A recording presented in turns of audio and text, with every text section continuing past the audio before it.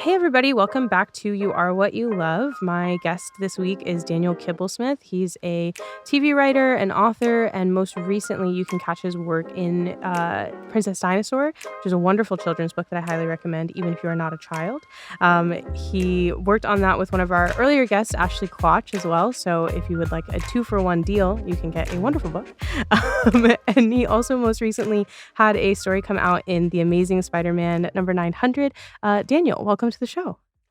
Thank you for having me. I like what you said about the book, that people can enjoy it even if they aren't a child, because now I'm imagining children listening to this podcast, like out on the playground, like catching up together, like it's like cereal or something. Like they're all on the Yes, they're latest. sharing AirPods. It's sweeping the nation. Yeah, you're trading their theories. Yeah. I'm trying to imagine now. They're like, what do you think the author of Princess Dinosaur is going to bring up as his topic? I'm sure there are podcasts for children because it's such a rich and vast medium now. But it's not our child is very young, and she, to my knowledge, doesn't listen to podcasts unless I put them on. Just on the side, she's really working that iPhone. Right. Yeah. I don't think she's mining like old blank checks or something when I'm asleep.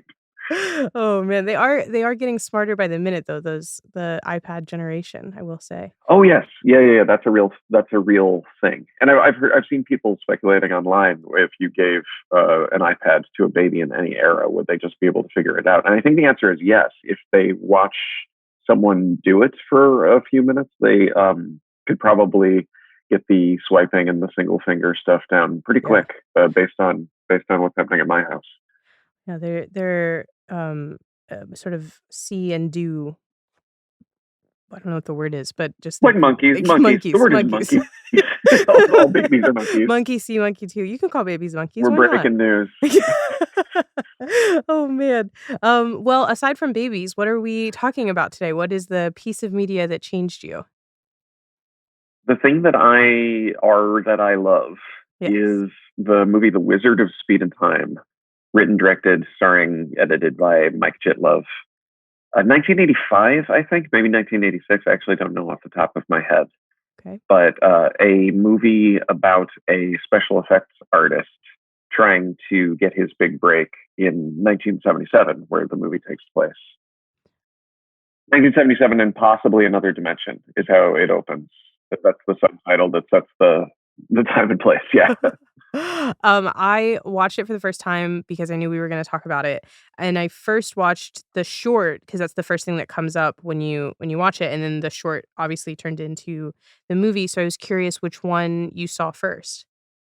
I saw the picture first. A lot of the material that he's showing in the world of the movie were shorts that Mike Jitlov, the animator, had made, and was kind of upcycling into this autobiographical movie about being an animator. Mm-hmm. I think that even as a kid, and that's one of the reasons that I wanted to talk about this as something formative, is that it's so meta and it's so about the making of art and movies that I think even as a kid, I was like, this guy's real and he's really doing this. And the character's name is his name.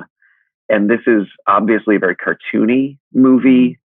It's not a documentary. It's not intended to be the real world, but it is intended to tell a real story about something that happened to him. And also, I think, to educate, certainly me as a child, but to educate the audience on the nature of his corner of showbiz at that time. Yeah. Do you remember the first time you saw it? Like how old you were or what was going on? I don't remember the first time I saw it very clearly, but I know that we got it from Blockbuster Video and that I would have been about 5 or 6. Okay. And that it was one of the tapes that we rented so frequently from Blockbuster Video that my dad finally made an offer. He just said, "Can we buy this?" And they sold it to us. Because they were able at that time to do the math of you're the only people who rent this, and we'll take the flat fee rather than string you along indefinitely and have you drive back here every 3 days, as was that business model at that time. They said, "Yeah, we'll sell you this relatively VHS copy of The Wizard of Speed and Time. And the other movie that we did that with was Bill and Ted's Excellent Adventure. Oh, So those great are the movies. two, so good. And both hold up mostly. Both of them have things that I realized as an adult I didn't remember clearly.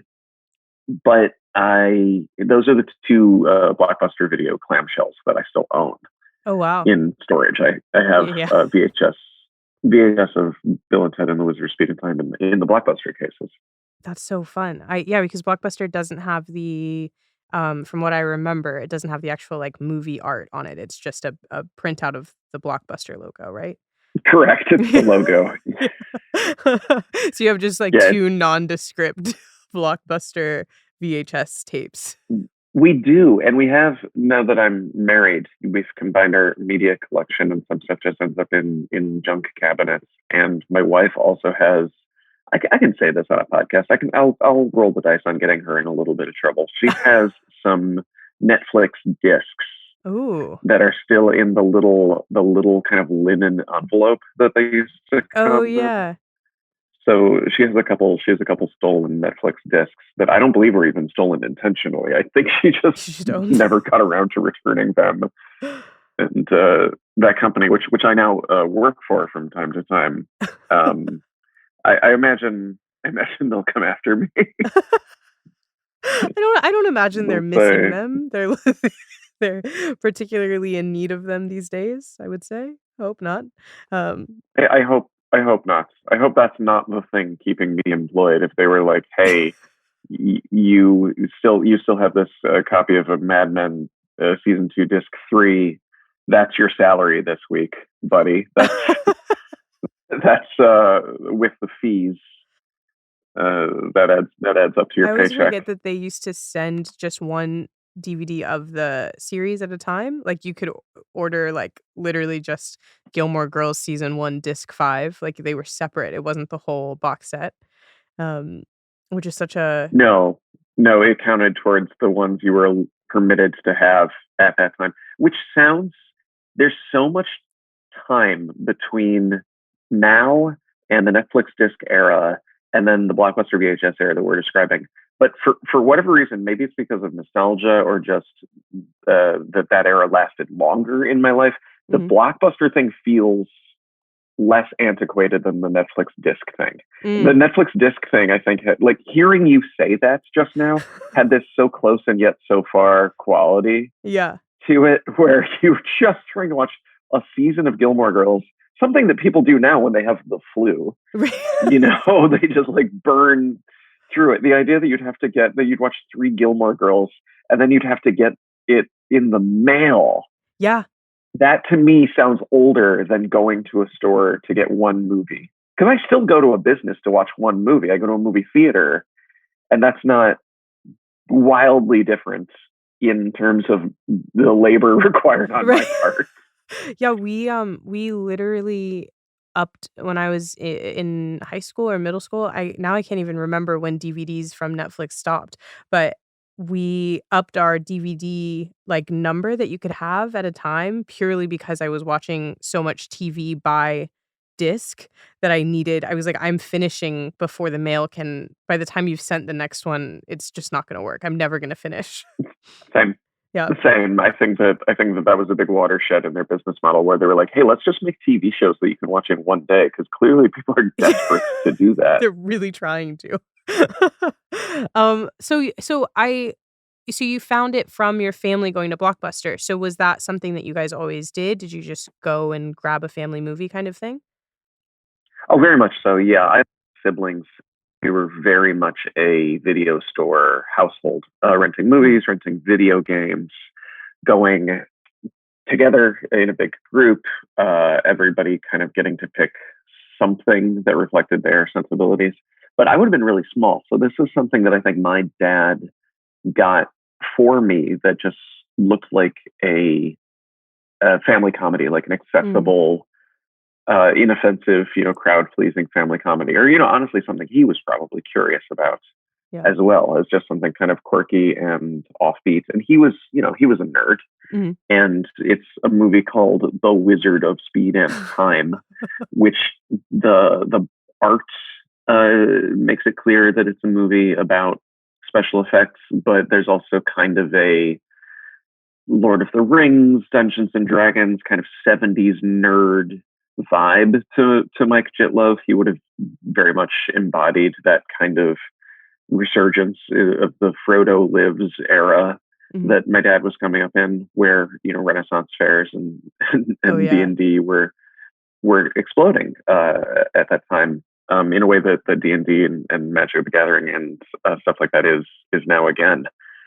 So I assume he just wanted to see it, brought it home. It really clicked with me, and I'd seen other things, not a lot of other things, but I'd seen other things about filmmaking, mostly Jim Henson related. Mm. And I really latched onto that really, really early. I liked that the Muppets were making the movie that they were in, which Okay. this also does. And I liked anything about behind the scenes. I really loved this Jim Davis Garfield special that had aired on CBS at that time that we recorded on VHS, where he draws Garfield on camera Mhm. and they show the process of turning it into an animated special. And I really liked, right out of the gate, I really liked anything about filmmaking and anything that pulled back the curtains Yeah. on how it was done. And it was something I decided very, very young, was that I wanted to do it. That I wanted to make movies or TV or comics or something based on my immediate obsession with all of these kind of behind the scenes specials and meta narratives. And this was kind of my favorite one. This was the one where they show you how to do stop motion animation. Mhm. And then after watching it a bunch of times, I asked my dad to kind of like walk me through it, to like put a finer point on it. And we had at the time, rented VHS camcorder, but we rented frequently. Okay. And then purchased our own VHS camcorder. And I started using magnets on a magnetic board Mhm. to make stop motion movies, my own stop motion movies when I was Oh, five, wow. 5 or 6. That's very I feel like that's And so then early. it does, yeah. I mean, it didn't feel, to me, it didn't feel that It way. It just was felt just like you something wanted to to do, do. yeah. Right. I also like, did coloring books and stuff. But yeah, it was something that I did really, really early. It's something I started early enough that I feel like I should be better at it. uh, I did then, move on to like teaching myself claymation and VHS dubbing, where you could take music from other VHS tapes we had. I liked to take the music that would play over the credits, the chunks of film scores that would play over the closing credits, and put them over my own claymation movies. And all of that came from The Wizard's Speed of Time. All of that came from me seeing a guy explain to his friends in the movie, explain to the other characters, but also the audience, this is really hard and really slow. And in doing so, you create something kind of magical and underappreciated.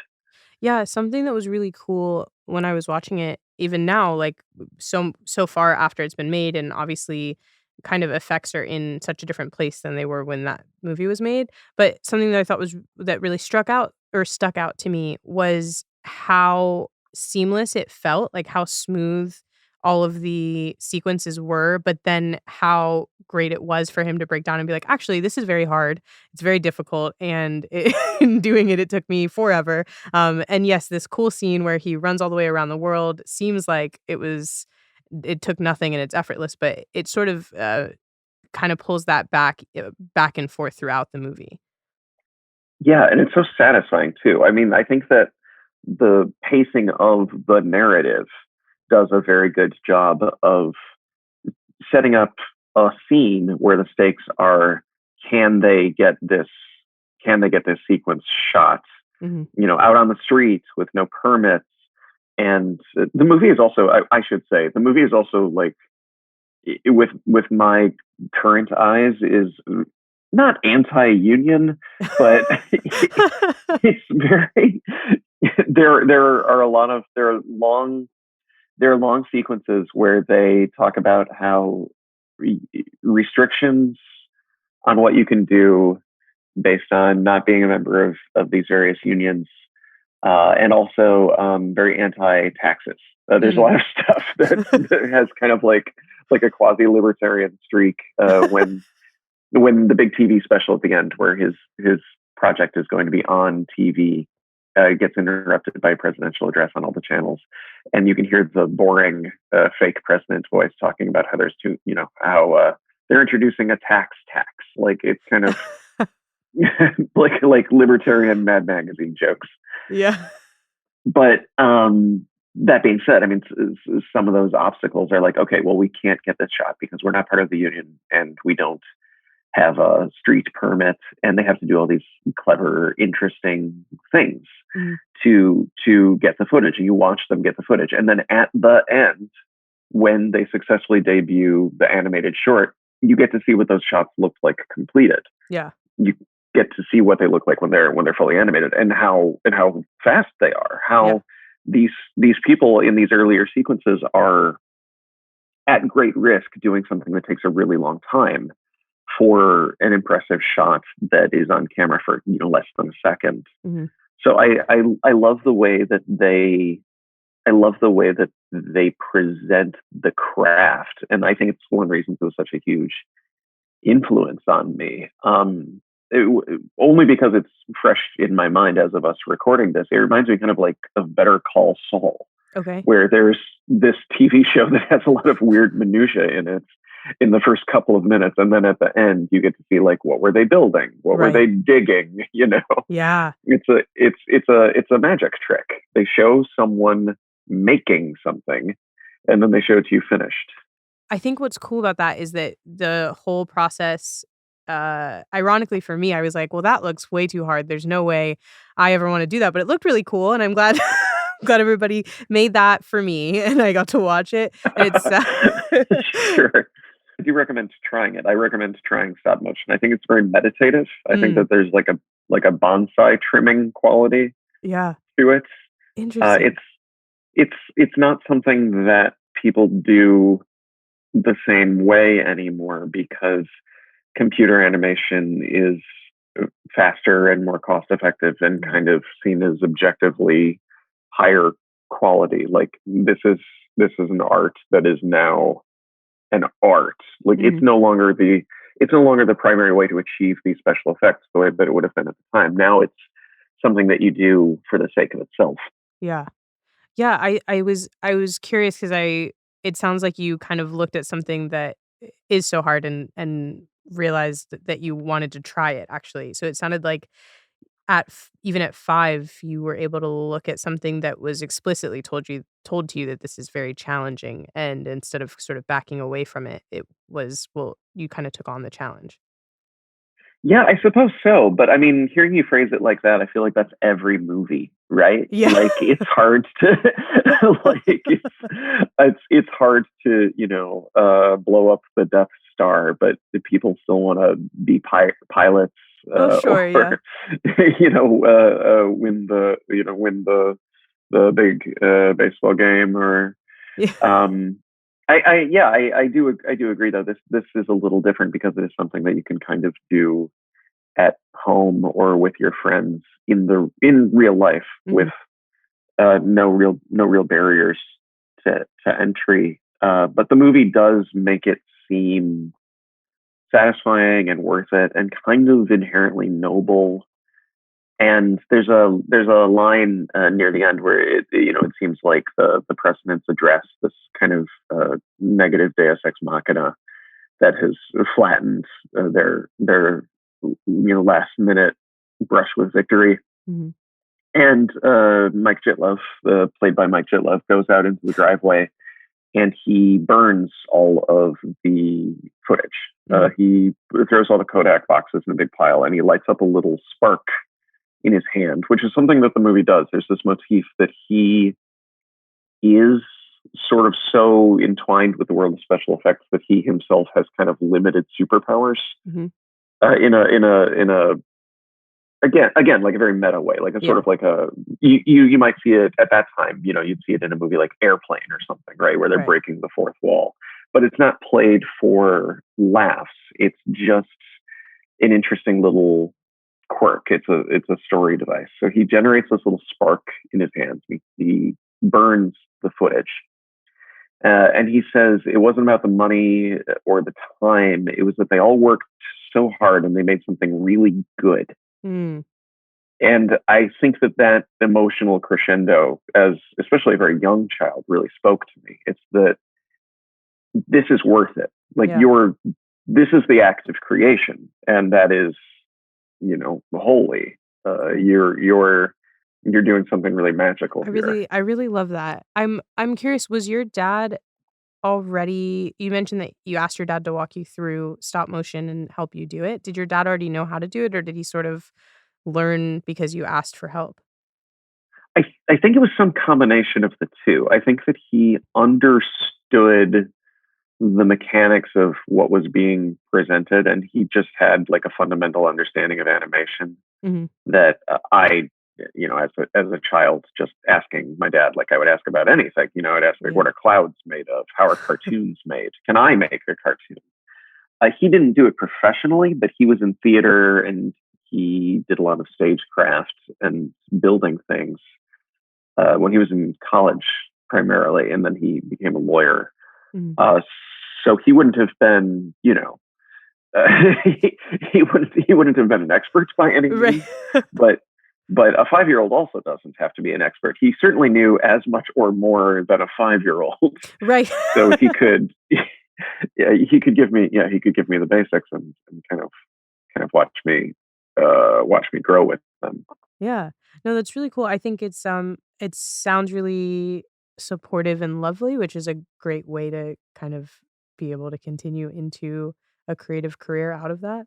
But the way you said it was sort of like, "Hey dad, can we throw a football around?" And but it's stop motion animation. 100%. Yes, it was the indoor kid version of wanting to throw the football around. Yeah. And to his credit, it is a very, at that time, it was not the easiest request to fill. It's very possible that he just simply would not have known how to do it or would not have taken it seriously, because it sounds like something that's out of reach. And that's something that I really appreciate about the movie and about him and my relationship with him, is that he didn't dismiss it, Yeah. or not even dismiss it out of disinterest or malice or anything, but that he saw it as a request that could be fulfilled the same way that the movie presents this art as something that can be attained. That this is doable. It's just about patience and elbow grease and minimal equipment. Even at Mhm. that time, Mhm. minimal equipment. Yeah. As soon as home video existed, this was this was available to most people. Were you guys a sort of like a home video family? Like, did you have a lot of, I know we have like boxes and boxes of those little camcorder tapes of just nothing, just like child running around. Yes, very very much so, very much Yeah. so. And during the time when they were still rentals, I remember my favorite moments in our home movies were the very first time that my parents rented a camcorder to take movies of the kids. They also included a brief narrated shot of some of our more expensive, uh, like just items around the house for Okay. insurance purposes, which I think was a I think was something that people were doing at the time. I infer from this that was kind of like a common sense thing to do at the time. That if we had had a fire or something, Mhm. or if there'd been theft, then this would have been something helpful to show the insurance company that like we had bikes and stuff. Oh, I So see. it's a home movie of all the kids playing, and then at the end of the home movie, there's just these kind of mostly static shots of my dad saying like, "Okay, this is the car, and that's the 1986 Cavalier, and this is These are the children's tricycles. And it was so funny to me, because it's funny to me now. I don't know. I don't think I really processed why it was interesting to me at that time, but it's still interesting to me in that way, that kind of like industrial footage or educational films, or, like found footage. It's got this kind of outsider arts quality where it exists for purposes that are beyond entertainment. I just think it's so funny to have these home movies of your toddlers running around, and then just like taking a sec and being like, okay, and this is some stuff that we own. Like just sort of like there's something very funny about maybe they just had enough space left on the tape before they had to switch to the next one. So like, well, let's get. Oh, I'm sure that was part of it, but I really got the impression that this was like a priority, that this was a box that they had to check.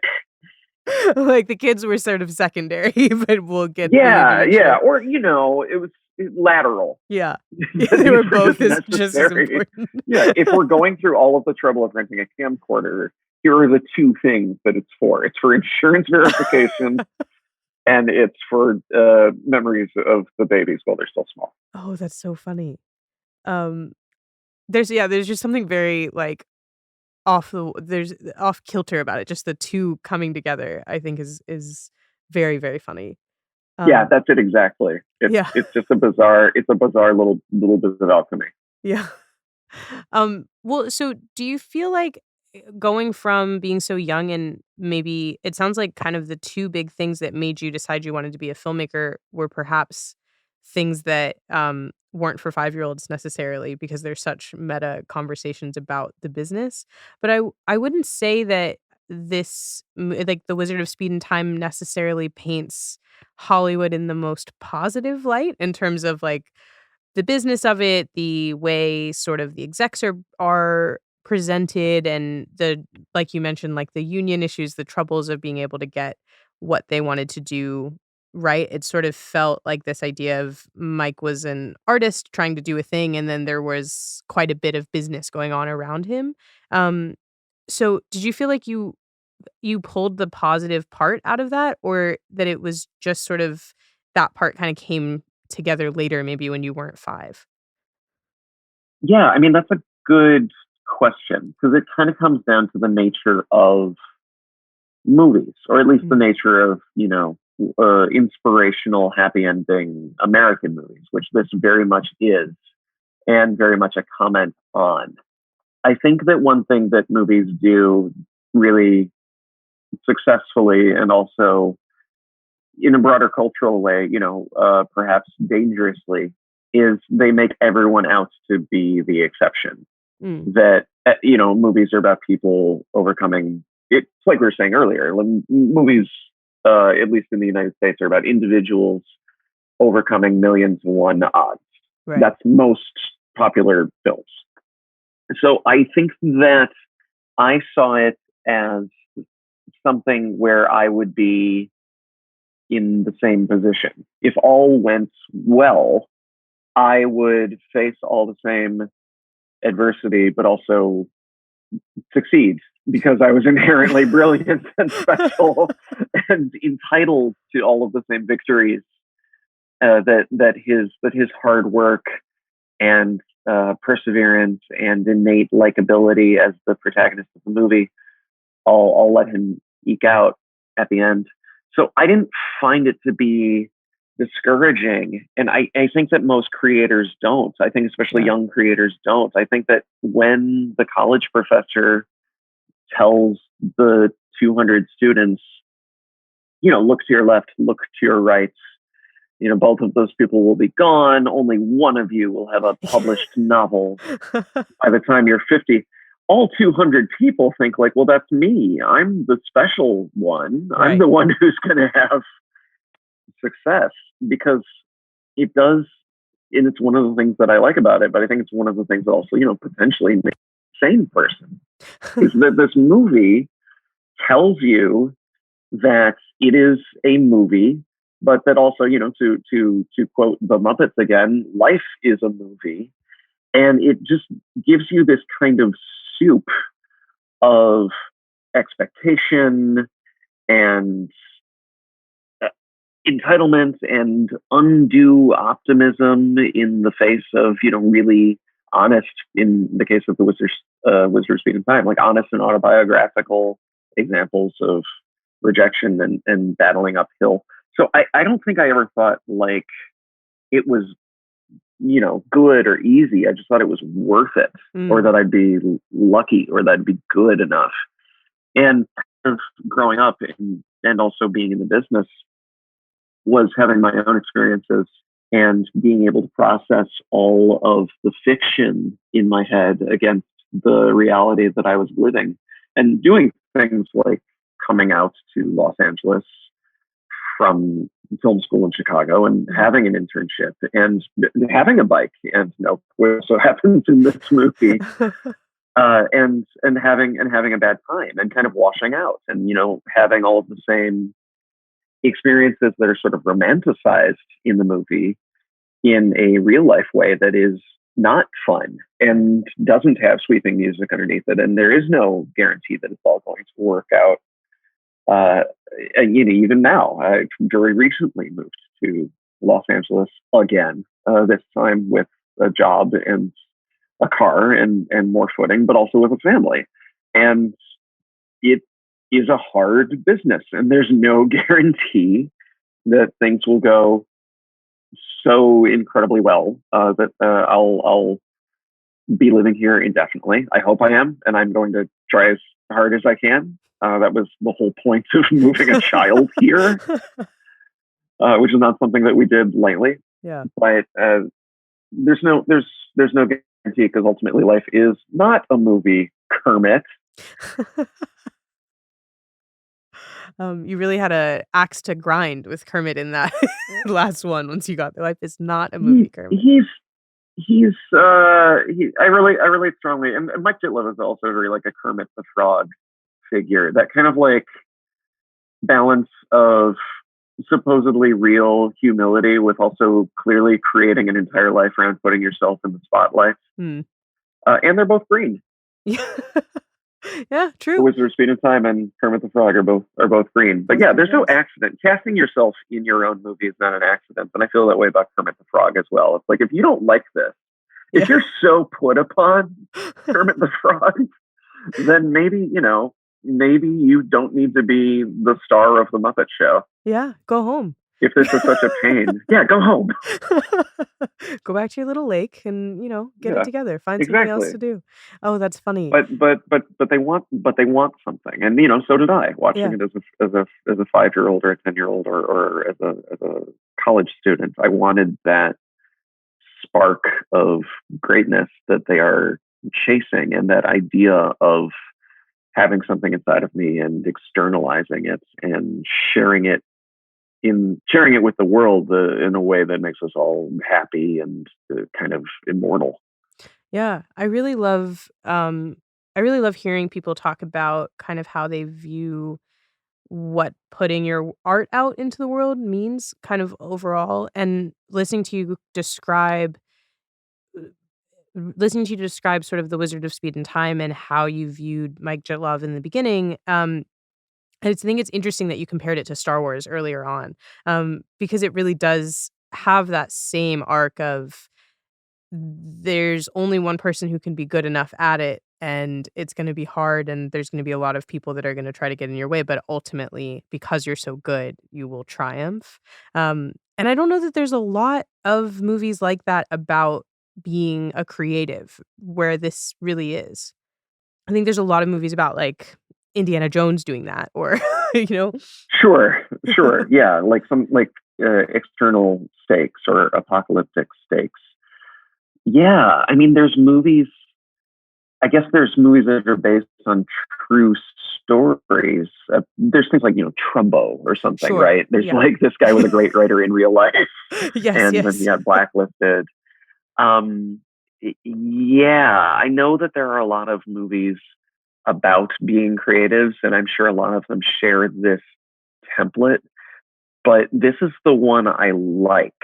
Yeah. There's none. There aren't really others. I'm sure there's a million that I like, but there aren't any that I carry around with me like this, that hit me at that right time.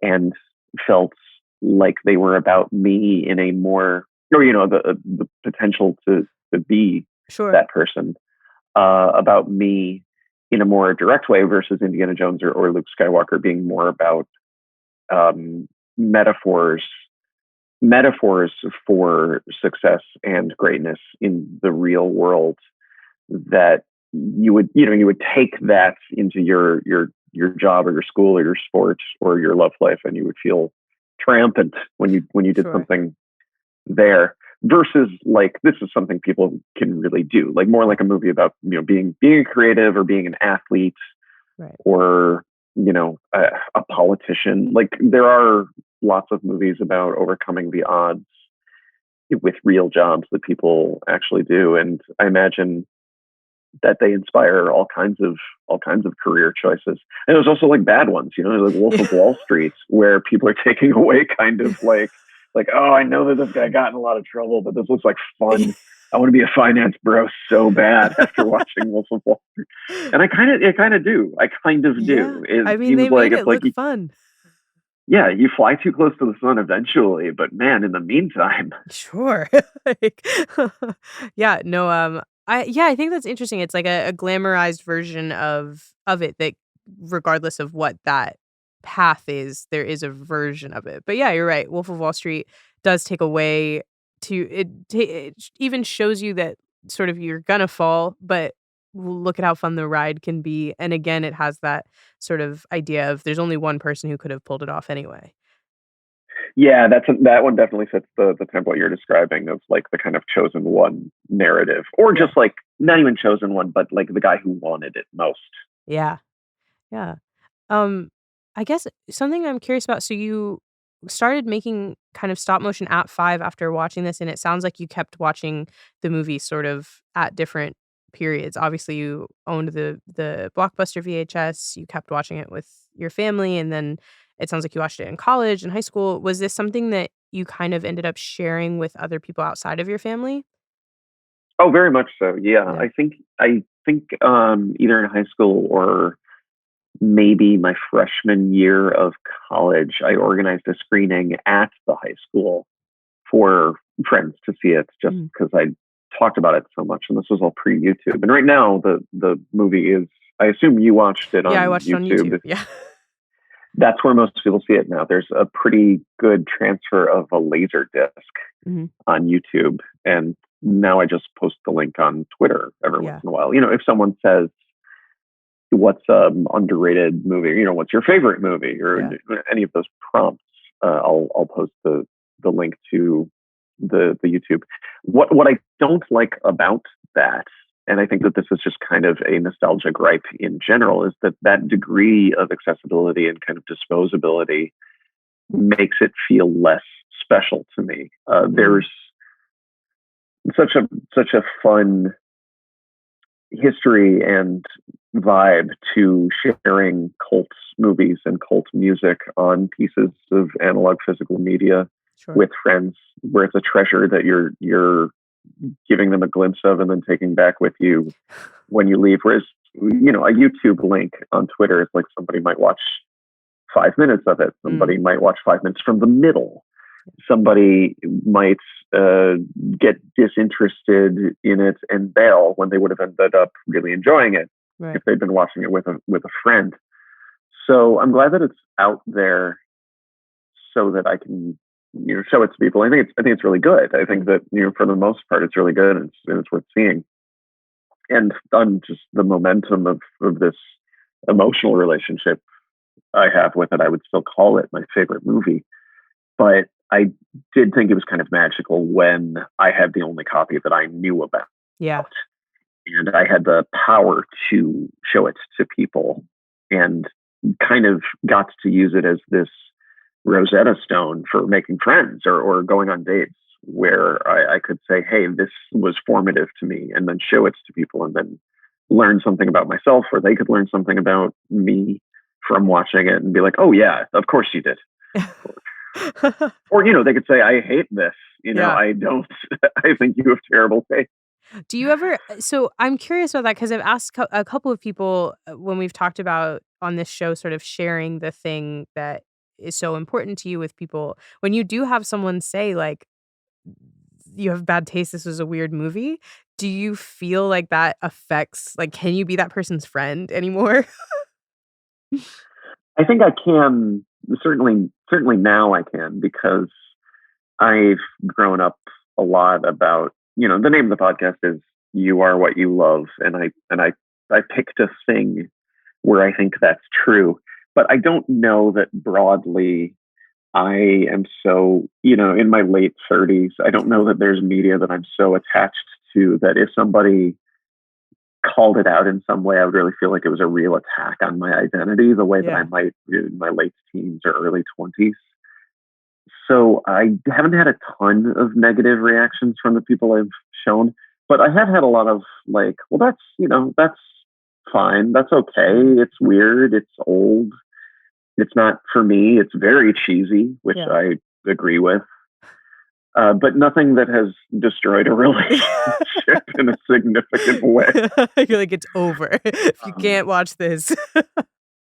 and I'm a grown up and I've picked over it so much that I know what the flaws are. So Yeah, I don't get defensive about it at this stage. yeah, But I think that when you're a young person and a young creator, especially, there's a tendency to mythologize the things that you and your friends are doing in a good way. I think it gives you momentum and camaraderie, but also uh, is ego driven and doesn't have to be the temperature of what you're doing indefinitely. That you can detach and yeah, and get a little bit more get a little bit more settled in yourself. yeah. You can sort of, grow up and and but it's interesting too Grow because up. You can grow yeah, you up. can grow up. You can be a real person, as opposed Yeah. to, a 20-something, Right. like, If you don't like desperately Rick and Morty, you're dead oh to god.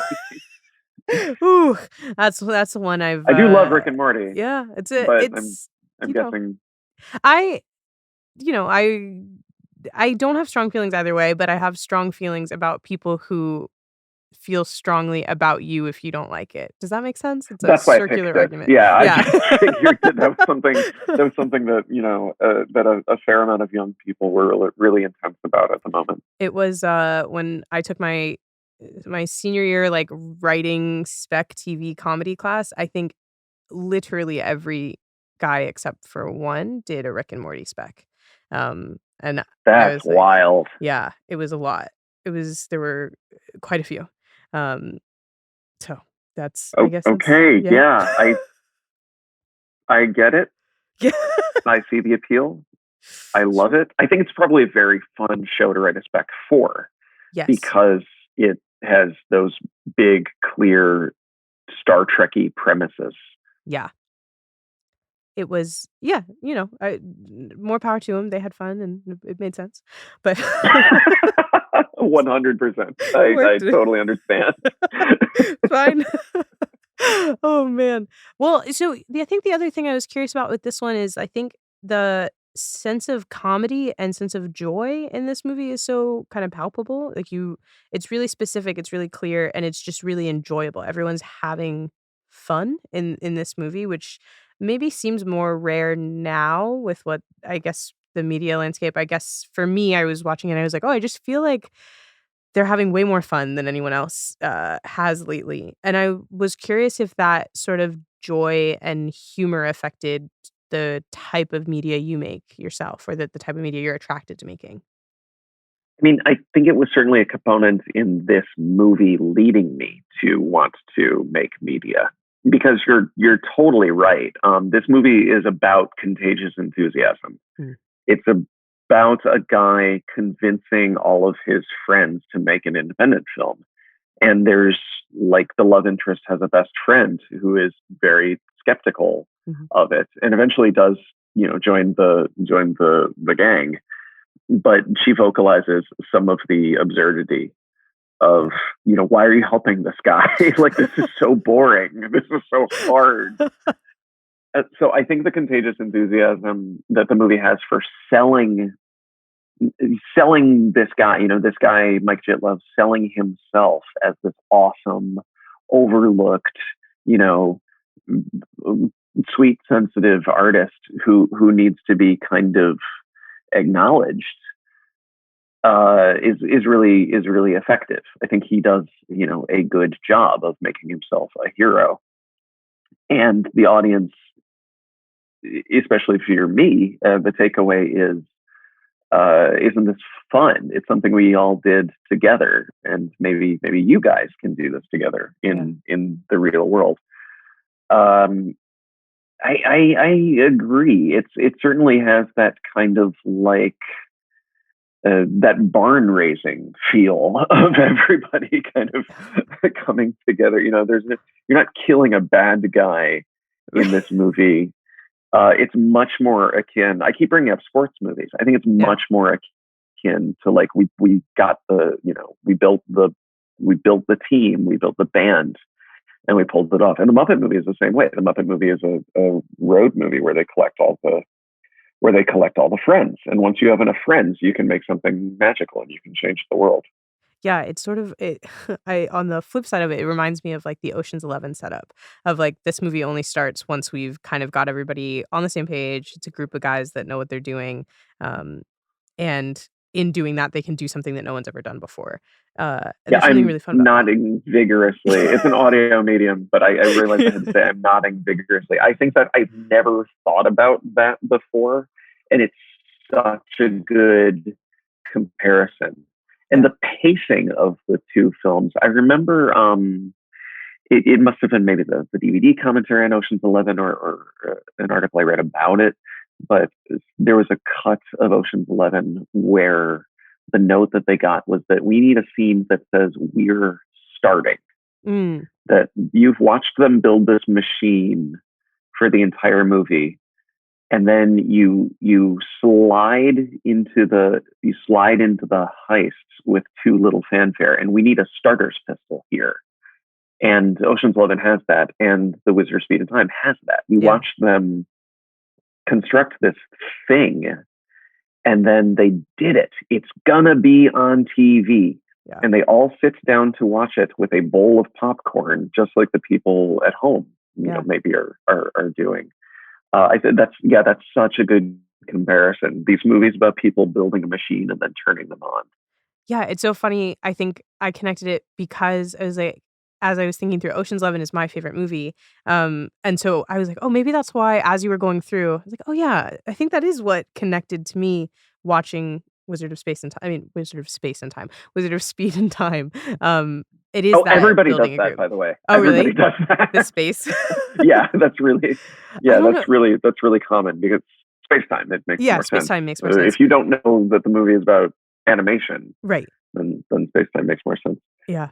But I totally agree with that analysis. It's like a bunch of friends who have different skills. Yeah.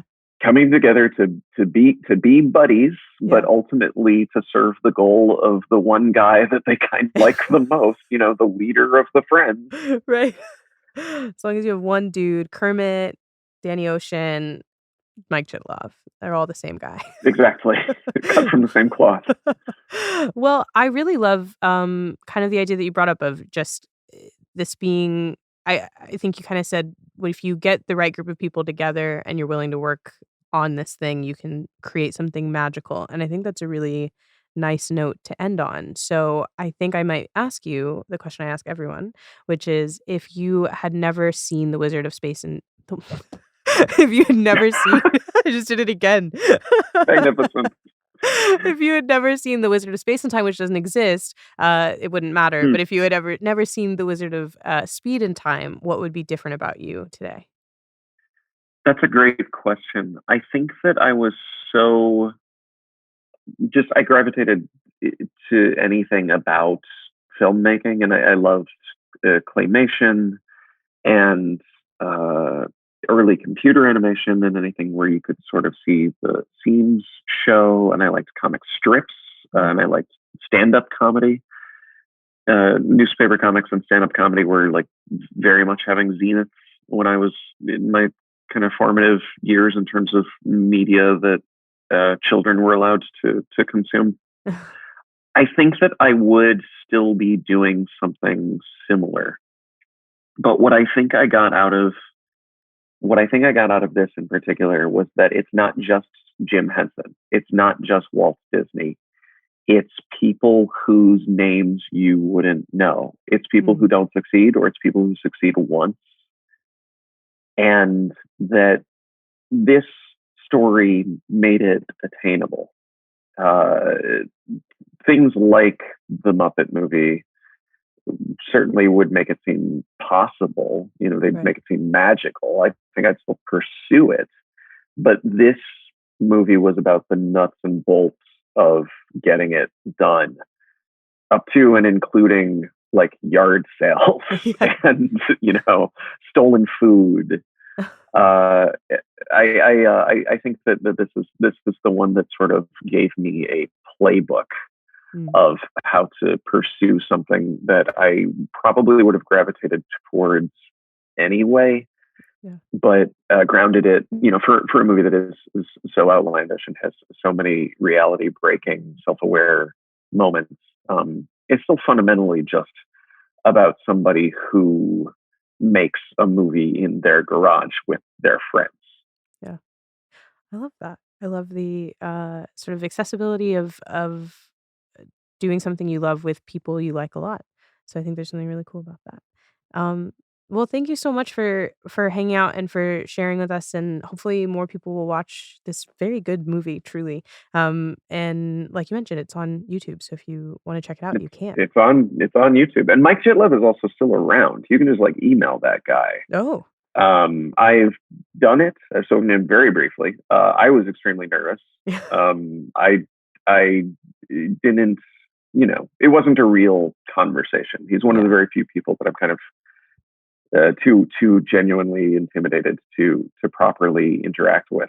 But if someone's listening and is interested in him, you can probably interview him as well. Yeah, just shoot him an email. I love that. Well, thank you so much. And everybody listening, you can follow Daniel on Twitter at Kibblesmith, right? It's just at Kibblesmith, I think. It's just at Kibblesmith. I'm now on Instagram at Daniel.Kibblesmith, which I like a little more than Twitter because I can delete comments. Yeah. So follow Daniel only exclusively on Instagram at Daniel.Kibblesmith and be nice. That's probably a good idea. Well, thanks for hanging out, Daniel, and everybody else. I will see you next week. We'll be back next Wednesday with a brand new guest. And until then, make sure you sign up for our newsletter, which you can access on our website at tandonproductions.com, and just click our show art and sign up there. Or you can also find me on Twitter, and my newsletter's right there at Marissa Kumari. And I'll see you next Wednesday.